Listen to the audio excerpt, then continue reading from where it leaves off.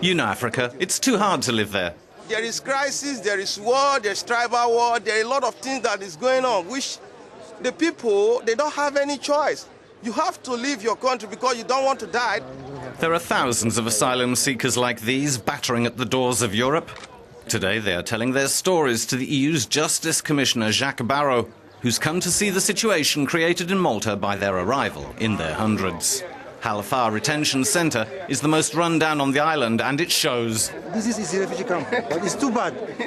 You understand? Very bad. We are human, and they don't allow us to move out. We are suffering, and the type of food they give to us is undone food, unclean water. So we are really suffering. Please help us. The government should give them a passport to live, because the condition here is critical. The population of immigrants that is coming out from the camp is many now. A lot of guys doesn't have no job to do. We are stranded. More than 60,000 people made the dangerous Mediterranean crossing last year to demand asylum in Europe. 3,000 ended up here. The Maltese authorities say the situation's unmanageable and, along with Italy, Greece and Cyprus, are demanding other EU member states take their share of refugees washing up on their coasts. They're placed in administrative detention on their arrival in Malta and can wait up to 18 months before any decision on their status.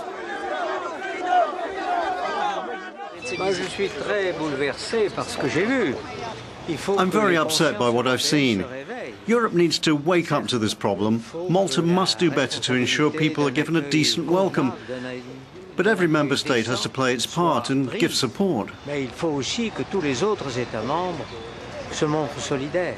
What we can do, we are delivering. We are doing programs, but there is a limit to what a small country and a densely populated country such as ours can do.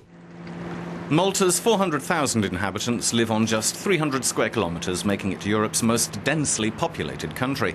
Most asylum seekers are African, coming via Libya, trying to make it to Italy. 800 have arrived since January. Nearly 3,000 arrived last year.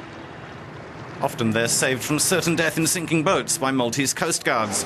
But as soon as they step ashore, they're detained and sent to a camp like this one. Takanja is a former British military barracks and has been partially renovated. These new buildings are being shown off as an example of the efforts being made by the Maltese authorities. We spoke to some Somali refugees who arrived in February via Ethiopia, Sudan and then Libya. They thought they were heading to Italy. None of them had even heard of Malta before beginning their perilous crossing.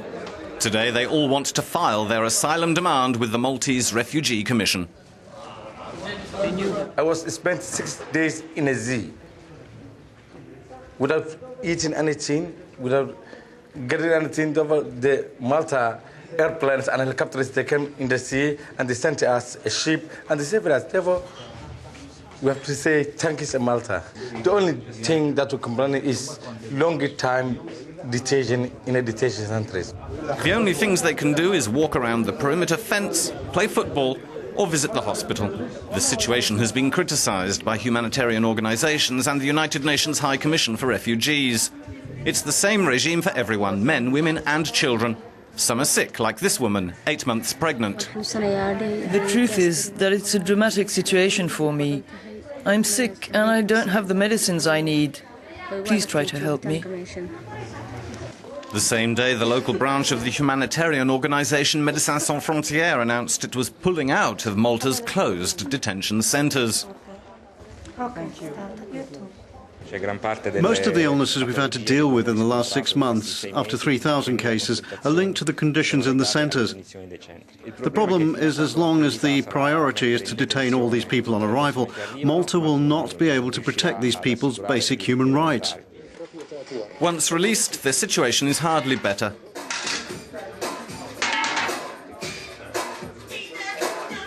This tented village is an open centre for men at Halfar, where a bed for a week costs €8.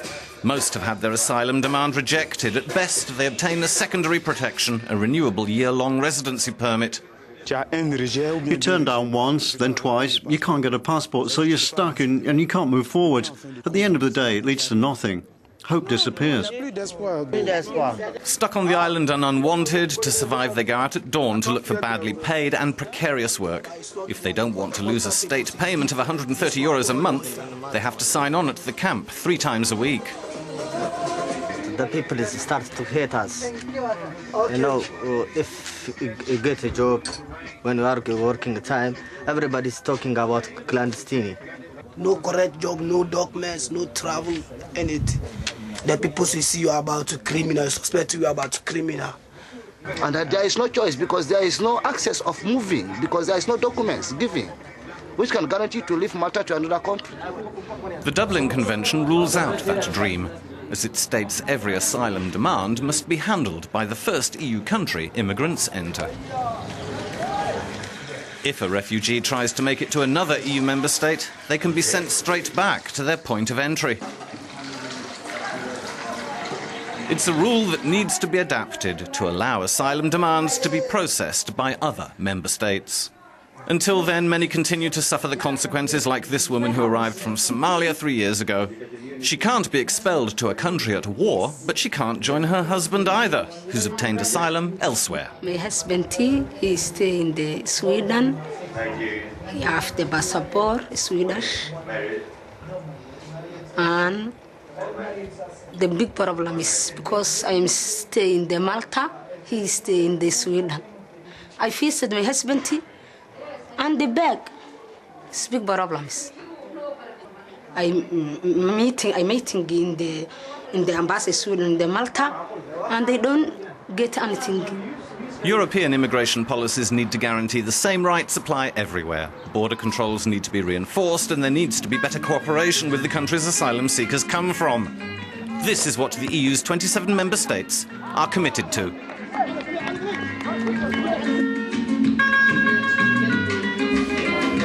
Human rights organisations, however, fear the future is a fortress Europe, and it's a controversial issue. Far from the hubbub of the camps, this is Malta's only African bar. Precious is a professional footballer who legally came from Nigeria at the invitation of a local club with his wife Noella. They're perfectly integrated and are happy here. What do they think of EU policy towards those who haven't been so lucky?